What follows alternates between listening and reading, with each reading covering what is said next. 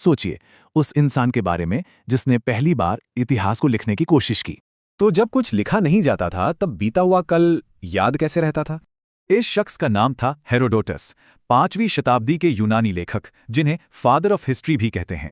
वो एक ऐसी दुनिया में निकले थे जहां सच को लिखने का कोई तरीका यानी इतिहास था ही नहीं। उनका जन्म फारसी लड़ाइयों के बीच हुआ था और यही माहौल उनके काम की सबसे बड़ी वजह बना। कहानियों के लिए वो कहाँ कहाँ नहीं गए। मिस्र, फारस, मतलब लगभग पूरी जानी पहचानी दुनिया घूम ली। उनका तरीका बस पूछताछ करना। वो लोगों से मिलते, उनकी सुनी सुनाई बातें और किस्से इकट्ठा करते थे।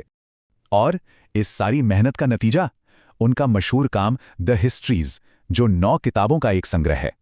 इसमें सिर्फ यूनान फारस की जंग ही नहीं बल्कि उस दौर के राजा, व्यापार और रीति रिवाज भी हैं। पर एक सवाल उठता है, क्या ये सब सच था या वो बस एक कमाल के कहानीकार थे?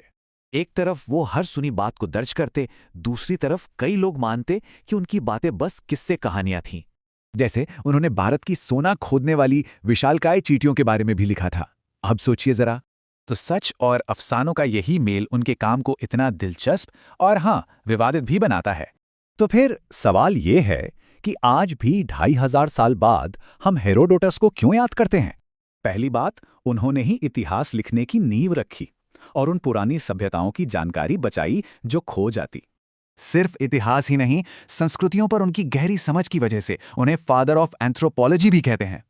हेरोडोटस ने बताया कि इतिहास तारीखों का ढेर नहीं बल्कि इंसानों की कहानियों का संग्रह है।